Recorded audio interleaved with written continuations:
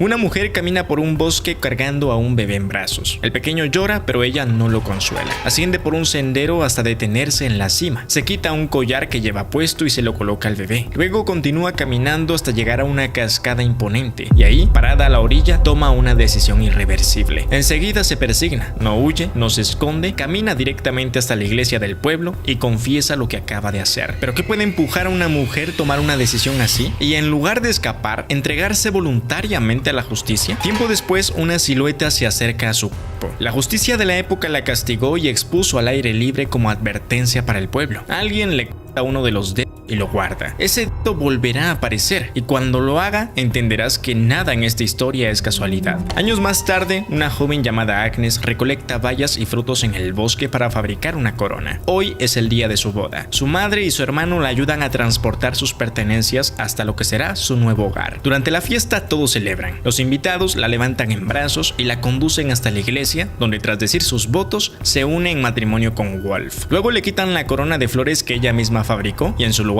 le colocan un pañuelo en la cabeza y un delantal. Este no es un adorno cualquiera. Este gesto marca el tránsito de doncella a mujer casada, de soltera libre a esposa con obligaciones. Agnes acaba de cruzar una puerta de la que ya no podrá regresar. La fiesta continúa. Tocan música, bailan. Agnes observa todo con una sonrisa, deteniéndose a admirar una mariposa que se posa cerca de ella. Recuerda este detalle, porque esa mariposa también volverá al final de esta historia de la manera más estremecedora. Wolf, su ahora esposo, la conduce por un sendero y le cubre los ojos. Después de caminar un rato, le descubre la mirada y le muestra lo que será su nueva casa. Un lugar cerca de los estanques y cerca de la casa de su madre. Le muestra el espacio para cocinar, un rincón para su altar y un lugar para cuando tengan hijos. Pero esa misma noche, durante la celebración, algo sucede que Agnes observa desde lejos y que no sabrá cómo interpretar. Wolf, ya bastante bebido, se acerca a su mejor amigo Lenz y le dice en voz baja que le parece muy guapo. Lenz le responde que él también lo encuentra atractivo. Agnes los ve, no dice nada, pero algo dentro de ella se inquieta sin entender por qué. Y aquí está la primer clave oculta de toda esta historia. Wolf carga con un secreto que no puede confesarle a nadie, y ese secreto va a generar graves consecuencias para la mujer con la que se acaba de casar. Antes de que todos se marchen, el hermano de Agnes se acerca y le entrega un obsequio muy particular, el mismo que fue cortado del cuerpo de la mujer del inicio. Este amuleto macabro, según las creencias de la época, le garantizaría fertilidad y un pronto embarazo. Agnes acepta el regalo, lo besa y al llegar a su casa lo coloca cuidadosamente debajo del colchón. Esa noche reza para ser una buena esposa y para que Dios le conceda un hijo. Wolf regresa tarde, bastante ebrio. Agnes intenta iniciar un momento íntimo con él como se espera de una pareja recién casada, pero Wolf le pide que se dé la vuelta, se da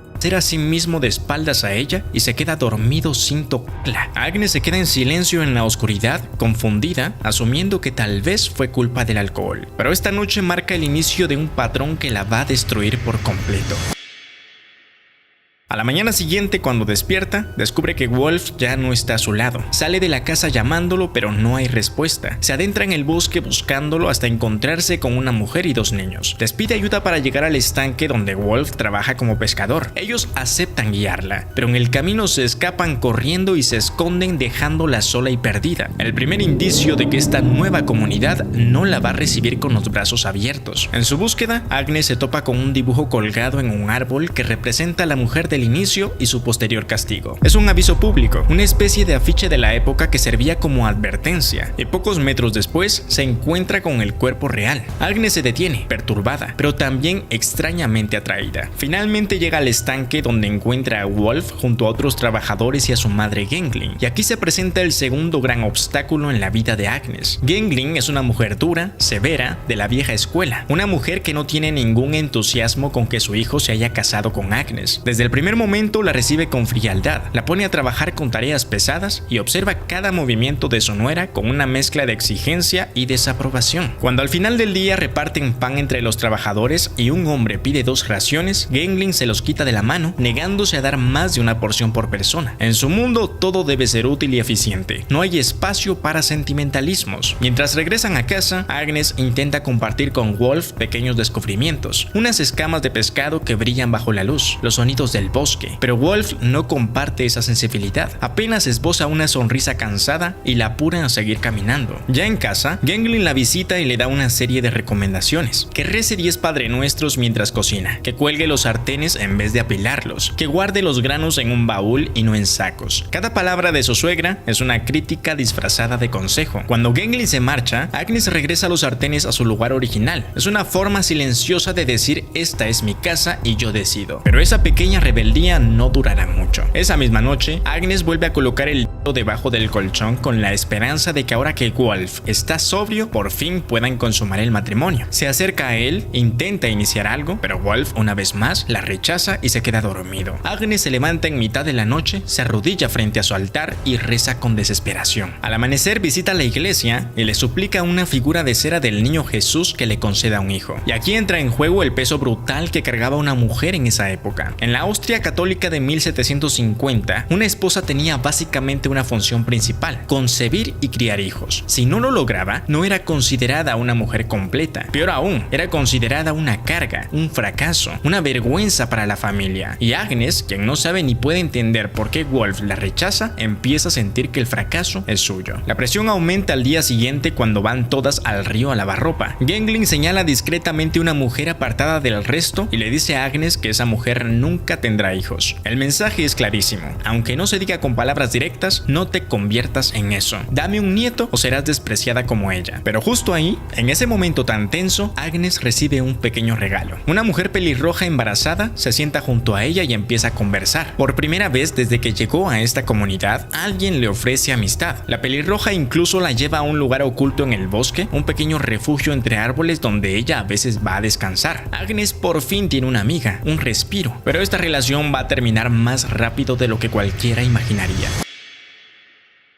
Cuando regresa a casa esa noche ya es tarde. Wolf está cenando y Gengling está limpiando los platos. Agnes intenta ayudar, pero su suegra no se lo permite y le pregunta con reproches si no escuchó las campanas. Una esposa debe estar en casa para cocinarle a su marido. Esa es la regla. Al quedarse a solas, Agnes le confiesa a Wolf que siente que su madre no la quiere. Wolf la tranquiliza. Le dice que su madre simplemente pertenece a otra generación. No le da importancia. No hace nada para defenderla. Y aquí empieza a aparecer un patrón que se repetirá hasta el final. Wolf nunca, ni una sola vez, va a tomar partido por Agnes frente a los demás. Aún así, Agnes se propone ganarse la aprobación de Gengling cueste lo que cueste. Al amanecer, antes que nadie, se levanta y se dirige al estanque dispuesta a pescar algo por su cuenta, pero el barro es traicionero y ella no conoce el terreno. Se queda atrapada en el lodo. Cuando Wolf y los demás trabajadores llegan, en vez de ayudarla con cariño, él la reprende delante de todos. Le dice que fue imprudente, que pudo haber tenido un accidente grave y que ahuyentará a los peces. La humillación pública es denigrante. Sus buenas intenciones no solo no funcionaron, sino que la dejaron peor que antes. Y para confirmar el mal augurio, ese mismo día encuentran una cabeza de animal sumergida en el estanque, algo que según las creencias locales traería desgracia. Y por esta vez no se equivocaron. Esa noche alguien toca la puerta urgentemente. Le avisan a Wolf que algo pasó con Lenz. Wolf sale corriendo sin decir palabra. Cuando Agnes finalmente llega al lugar, descubre la escena. Lenz ha tomado una decisión irreversible. Los hombres del pueblo llegan para llevarse el cuerpo, pero la madre de Lenz se opone con desesperación, rogando que la dejen enterrarlo con dignidad. Amenaza, llora, suplica, pero los hombres la sujetan y se lo llevan por la fuerza. A la mañana siguiente, el sacerdote da un sermón al pueblo entero. Y este sermón es, sin que nadie lo sepa todavía, la sentencia de muerte de Agnes. El cura explica que Lenz no puede ser enterrado en tierra consagrada porque lo que hizo es considerado, según la doctrina de la época, peor que un asesinato.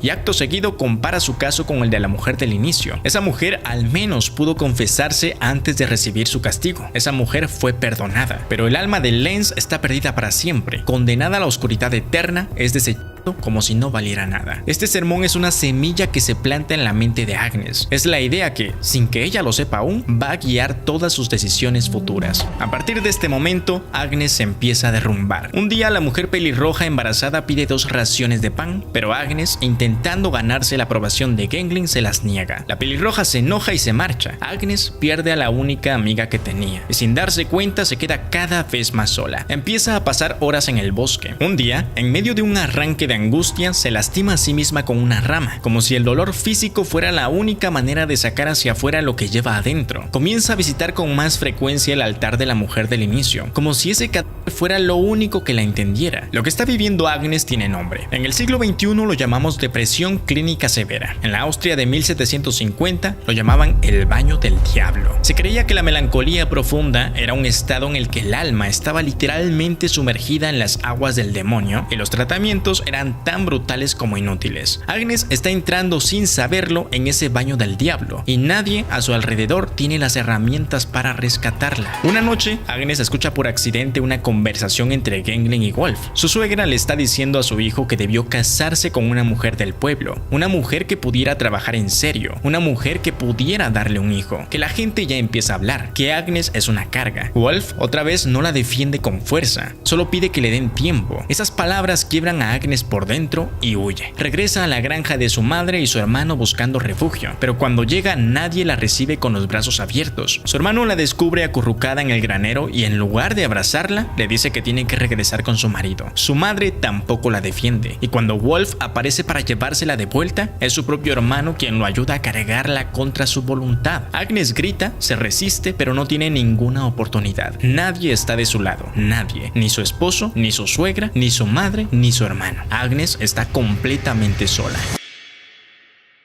Al regresar a su casa, Agnes se niega a levantarse de la cama. Deja de cocinar, deja de cuidar las cabras, la comida se pudre, las cabras se enferman y tienen que ser sacrificadas. Gwenlyn, lejos de mostrar compasión, la culpa de todo. Y como último recurso, deciden llevarla con un barbero del pueblo. En esa época los barberos eran una especie de médicos populares. No había psiquiatría, no había medicamentos modernos. La melancolía se intentaba tratar con procedimientos que hoy consideraríamos totalmente inadecuados y dolorosos. El barbero le cose un mechón de cabello en la parte de atrás del cuello y le dice que debe moverlo repetidamente de un lado a otro para que, según sus creencias, el mal saliera por esa herida abierta. Es doloroso, inútil y humillante, pero nadie en su entorno concibe otro modo de ayudarla, porque nadie en su entorno entiende lo que realmente le está pasando. Un día, caminando por el bosque, Agnes escucha el llanto de un bebé. Sigue el sonido y encuentra a un pequeño solo dentro de una cesta. Sin pensarlo dos veces, lo toma en brazos y lo lleva a su casa convencida de que Dios por fin respondió sus plegarias. Al llegar, Wolf y Gwenlyn se horrorizan. Le ordenan devolverlo inmediatamente porque seguramente sus padres lo están buscando. Agnes obedece, regresa al arroyo con el bebé y efectivamente escucha a los verdaderos padres llamándolo desesperados. Deja al pequeño en un lugar seguro y se aleja sin ser vista, escuchando cómo lo encuentran y lo rescatan. A partir de ahí, Agnes toma una decisión final. Empieza a dañar su propia salud a escondidas consumiendo algo que sabe le hará mucho daño. Al principio en pequeñas cantidades, luego más. Tiene alucinaciones. Una noche toma la figura del niño Jesús de cera de la iglesia creyendo que es un bebé real. Su estado se deteriora rápidamente hasta que llega a un punto en el que, atormentada por el malestar físico, le suplica a Wolf que traiga al sacerdote porque cree que no le queda mucho tiempo. Wolf sale corriendo a buscar al cura pero regresa solo. El sacerdote no estaba en casa. Propone que vayan al día siguiente, pero Agnes, en un ataque de pánico espiritual, le confiesa finalmente lo que ha estado haciendo. Wolf la ayuda a expulsarla aquello que le hizo daño una y otra vez para salvarla, pero ya no puede más. Por la mañana, él y su madre la visten y la lleva de regreso a la granja de su madre y su hermano. Wolf les dice que Agnes está en el baño del diablo, que atravesó un episodio muy grave y se marcha dándole un beso en la frente. Es la última vez que la verá con vida. A la mañana siguiente, Agnes se despierta temprano aparentemente calmada. Se viste, se asea y hace algo que a primera vista parece absurdo. Se come una mariposa. Agnes está consumiendo la libertad que representa ese insecto, la belleza que ella siempre admiró porque ya no cree que pueda alcanzarla en vida. Persigna a su madre y hermano dormidos y sale de la casa sin decir nada. Camina durante cierto tiempo por el bosque hasta encontrarse con un grupo de niños que recogen leña cerca de un estanque. Se acerca a uno de ellos y le pide que la acompañe a un pequeño santuario en el bosque a cambio de una recompensa. El niño acepta sin sospechar nada. Ambos caminan hasta el santuario. Ambos se arrodillan a rezar. Y entonces, en un momento que nadie habría imaginado de esta mujer, Agnes toma una decisión trágica e irreversible. Acto seguido, Agnes camina directamente a la iglesia y confiesa lo que acaba de hacer. Aquí es cuando todo se revela, el plan completo. Agnes, bajo la lógica perversa de aquella doctrina, creía que si terminaba con su propia existencia de forma directa, su alma se condenaría como la de Lenz. Pero si cometía un crimen capital y se confesaba antes de recibir el castigo del Estado, podría obtener el perdón. Y al elegir a un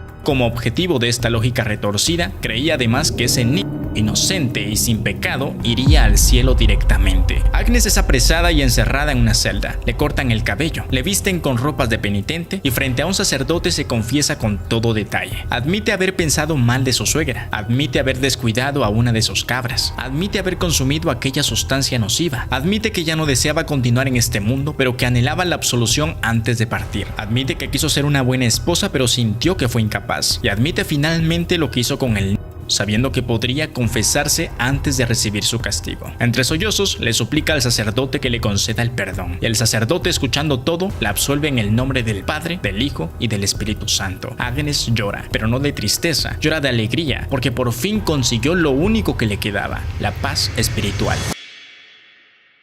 Poco después cuelgan un nuevo dibujo en los árboles del bosque, un dibujo que representa lo que hizo Agnes, exactamente igual al que vio tiempo atrás. El ciclo se cierra. Agnes, ahora en un estado casi catatónico, es envuelta en una piel de animal y llevada por las calles del pueblo hasta un altar público donde recibirá su castigo. Decenas de personas se han congregado. El verdugo le coloca una capucha sobre la cabeza y entonces, en uno de los momentos más desoladores, Agnes empieza a cantar en voz baja. Una joven entre la multitud reconoce la canción y comienza a cantar con ella, dos mujeres cantando juntas antes de que una de ellas cumpla con su destino, hasta que la canción se interrumpe abruptamente cuando la justicia de la época hace su trabajo. Wolf desde lejos llora en silencio y entonces ocurre algo impactante. La multitud se abalanza hacia adelante, los músicos comienzan a tocar una melodía alegre, festiva, como si estuvieran en una fiesta. Los corporales que quedan son recogidos en un cubo y los habitantes del pueblo pagan dinero para llenar sus recipientes. ¿Pero para qué? Porque según las creencias populares de la época, esos restos de una persona recién castigada por la justicia protegían contra las enfermedades y muy especialmente contra el baño del diablo, contra la melancolía, contra la depresión, la misma condición que llevó a Agnes